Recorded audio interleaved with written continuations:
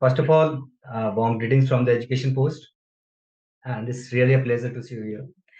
And I'm really excited to dive into the story behind your Invest the Change Your startup and your mission to enhance financial literacy, particularly among the undeserved, or I can say like lower income sections of the society.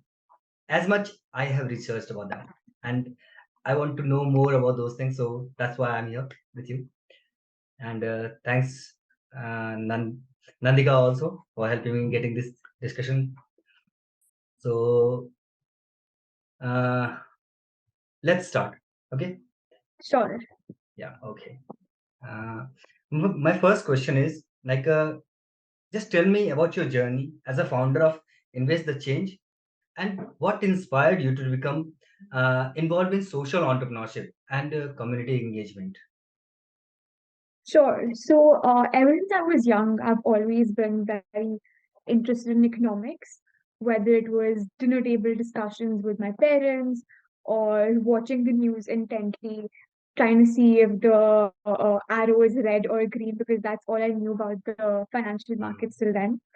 But I've always been very interested with the subject.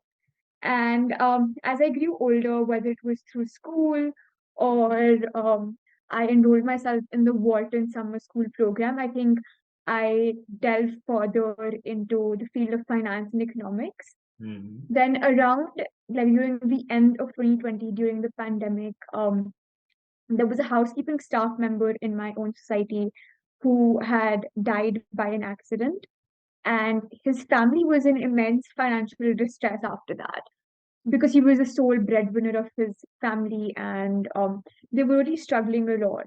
And so basically when that happened, everybody in the society was crowdfunding to raise funds for the family. And I started like doing further research, and I came across the fact that post COVID, or during COVID especially, there had been a surge in medical emergencies that were leading to financial debt. And when I started looking for other feasible, like I started looking for feasible solutions for this problem, I came across insurance. And when you think of insurance, you primarily think of private insurance at first. But Hmm. private insurance is such that it's very expensive. So I started looking for other alternatives, and I came across a few government welfare schemes that were extremely affordable. And that's how Invest the Change was born. Yes, definitely. It was a beautiful story and an inspiring story that you have shared over here. Like, I want to know how does this invest the change that your startup is, how does that work? Like towards promoting financial literacy among the lower income society of the society people, and what kind of challenges you faced while setting up your, and how you overcame them. Like any unique challenges that you want to share. Sure. So firstly, I'll start by answering the first part of your question, what exactly we do. So our main aim is to simplify and streamline access to government welfare schemes for the beneficiaries from the economically weaker sections. We talk to them about different government welfare schemes, primarily focusing on health insurance, life insurance, and accidental Hmm. insurance, because Hmm. these are often the schemes that are the most helpful and are universally applicable to this set of people. What we do is that number one, we conduct sessions with these people to make them aware of these schemes. And we'll take down basic information like their name, their phone number, and the bank they're associated with, like wherever their bank account is. Hmm.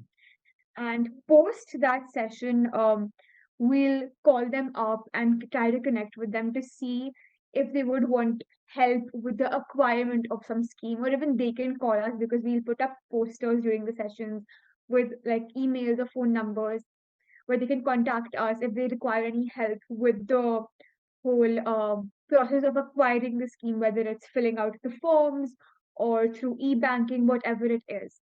And through the post follow-up checkups, we ensure that they're actually able to get the benefits of the scheme and are able to register for it properly. So we have like a multi-step program. And number two, to answer the second part of the question of what the challenges I Challenges. face, I think it would be that I myself only know English and Hindi. And a Mhm. lot of these blue collar workers, they didn't even understand like Hindi properly because they were maybe like migrated workers from West Bengal or Bihar. And I realized that talking to them in a language that they don't properly understand would not be Was a the best challenge. solution. Yeah, it was a challenge. So I started recruiting volunteers from like different staff members who knew different languages, whether it was Tamil or Bengali, who could help me conduct these sessions in those languages for the audience to better understand the content of the sessions. Mhm. So that was number one, and that was how we overcame that.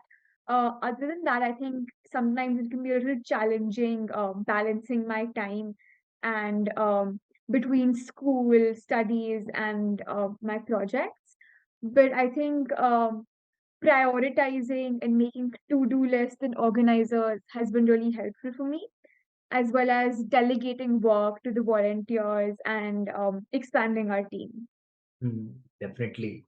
Like, can you share like some of the key milestones that your startup has achieved since its inception? Sure. So I think the number one would definitely be when we received the first call from our beneficiary that like they had acquired the scheme.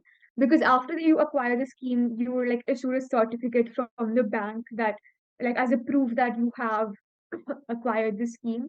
I Hmm. think that was definitely something was really like that was a huge milestone for us because that was the beginning of everything. And I remember talking to one of the beneficiaries like post follow ups, like much after they had even acquired the scheme, saying that how she was really happy because like her husband was ill and he was unable to go to work, and he was also working in the construction field where you're very prone to injuries and accidents, Hmm. and that because they had that insurance and the benefit of those insurance, they were like a little less anxious regarding the fact that oh agar kuch ho gaya to ab kya karenge. Hmm. So I think that Yes. was one thing. And I think thirdly, invest the change. Like I was awarded the financial literacy of like the Times of India Women Achievers Award in the field of financial literacy. So I think that was a huge recognition for us.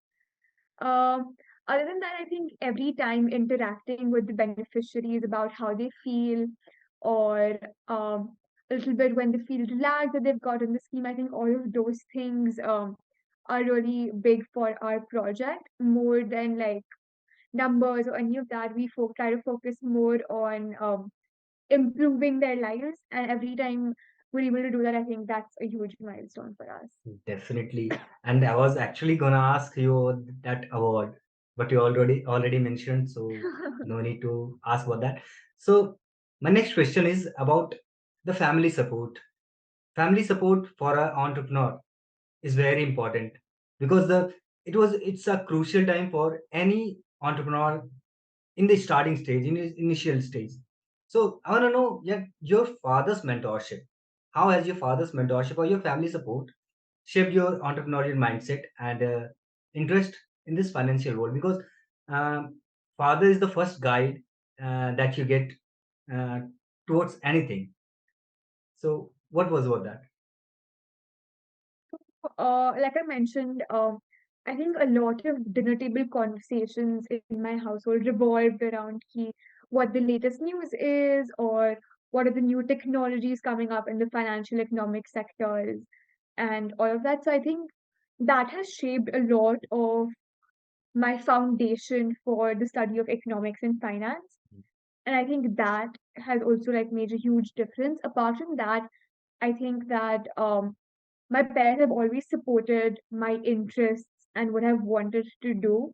And because my father works in like the finance field, I think Okay. he's very well versed with investment decisions or the different financial instruments that are available, as well as like recognizing patterns and like probable solutions to that.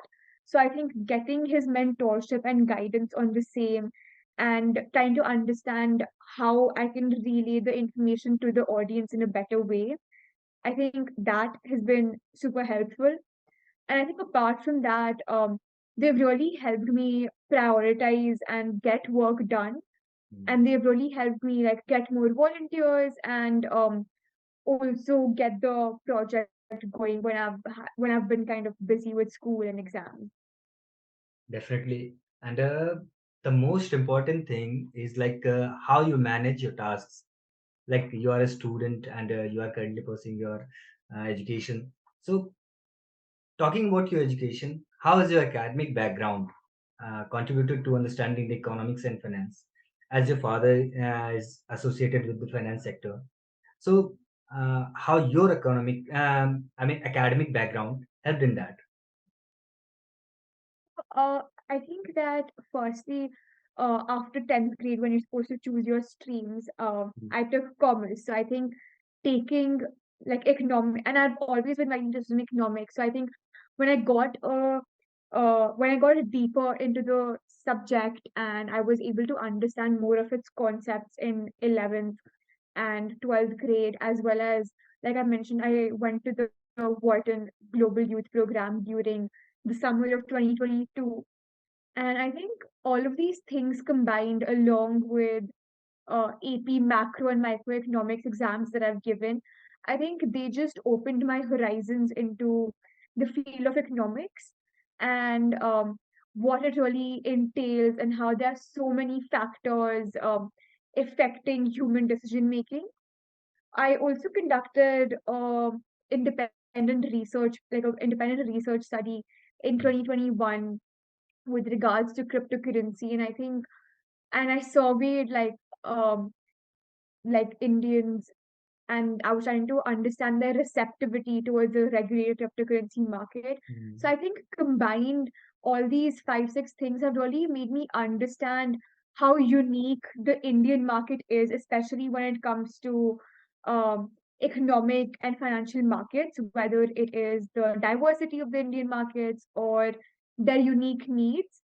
I think it's very important to understand, cater those while addressing different problems. Definitely. And just for curiosity, for my curiosity, I want to ask, as you are a young entrepreneur, like how do you balance your responsibilities along with your academic commitments? Like it's a huge task maintaining your entrepreneurship journey along with your academic journey.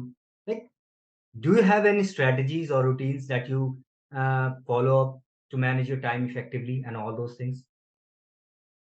So it can still be really challenging at times, but what I try to do that works for me really is making to-do lists and prioritizing that based on Mm. deadlines and priorities, just to ensure that I'm getting my work done, as well as like making weekly, like scheduling everything on my calendar so I know that I'm not missing out on anything.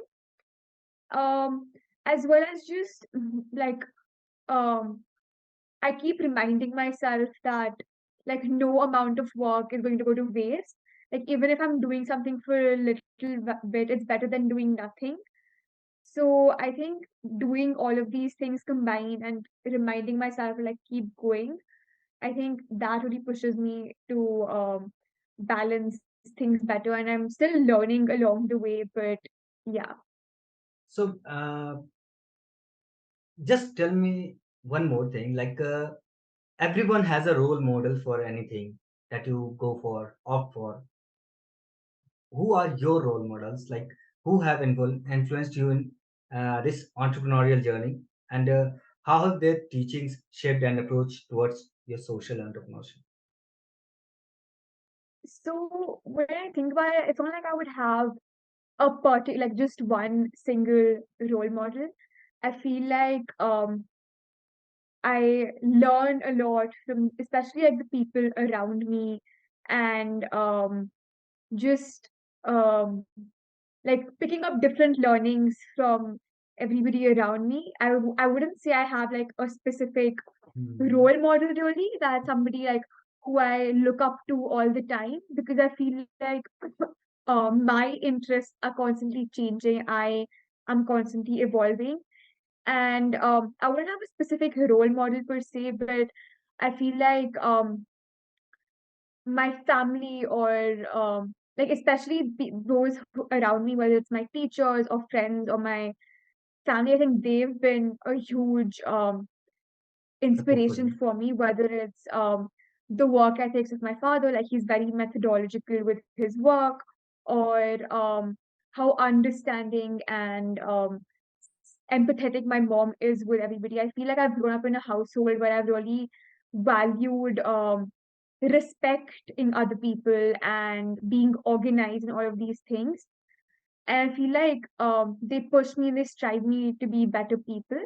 Mm, definitely. So all has everyone has a role model, like their parents or the teachers or anyone can be the role model. Thank you for saying about that. And about your startup, what do you think will happen in the social entrepreneurship in the next 5 years? And how does your ITC Invest the Change fit into this? So I feel like in the next few years, social entrepreneurship will be driven a lot by technology, AI. We can already see that happening in all other sectors. Mm, I don't think social entrepreneurship will be left behind either. I think there's a lot of scope for the integration of technology. And what I personally want to do with ITC is we want to like create we want to mix education and entertainment to make maybe like animated culturally tailored narratives, whether it's documentaries, short stories, podcasts, or things like that, talking about financial literacy and financial education, because I believe that to mitigate um, those disparities, it is very important to reach out to mm, the audience in a way that they truly understand and is sustainable as well. So I feel like combining AI with financial awareness and financial education can be something that could be really explored and that has a lot of scope. So I feel like with the AI driven field, I also do believe that there has to be a balance, especially with the Indian population, that one-on-one touch or that human connection is super important because that's where trust and security stems from. So definitely, I think keeping a balance of both things, I believe that ITC can make a difference and embrace the technology for the future. definitely. And like you have your organization has done a lot of um, collaborations with government agencies, government initiatives as well. So, what was your the best ITC's collaboration with any organization that you think is the best for you, like for the organization? So we haven't exactly on collaborations as such. We've just conducted our sessions at various locations, be it society complexes, schools, colleges, or any kind of institutions with large blue collar workforces. We haven't really collaborated um, with any sort of like agency as of yet. But however, the one thing that we have done was like during my internship at this management consulting firm called Arthur D. Little, I created a corporate toolkit for companies that can be used for how to employ their Hmm, corporate social responsibility budget to help blue collar workers. It was an extension of ITC, and I think that is something that has a lot of scope. How like to create a toolkit and to really introduce it to different companies for them to use their CSR budget towards. I think that is a very exciting prospect, and I think that could be something that could be really big for ITC. So I think that particular creation of the toolkit was something that was really interesting for us. But like I said, we've really enjoyed like conducting all our sessions at every single institution we've conducted it at. Almost, I've got all the answers that I was expecting from you. Like, I'm pretty satisfied with all the questions. Just the last Okay. question that I have, just the last question. Like, as a young entrepreneur, as an entrepreneur, okay, young entrepreneur are always young. They don't get old. So, what advice you'd like to give to the other young or social entrepreneurs or all the entrepreneurs who are inspired by your work and you want to make a difference and who want to make a difference in their own communities? I feel like the one thing that I would say is that um initially, like before making the difference, it would be very overwhelming. But it's very important to understand that there's always just a starting point and that you can always build your way up from there. And like it's okay to get help and ask for guidance. And I think just like don't be scared to take that first leap and first step. It can be like scary and a little nerve wracking, but I think that no amount of difference is does ever goes to waste, whether it's like starting from scratch or going up a way higher. Like if you are doing something that can better your community, I Hmm, don't think there's anything that is like too less or too much. definitely. That should be a thought of an entrepreneur. Thank you so much for answering all my questions. And thank you for joining this session. And Education Post really welcomes you every time. We are here for you.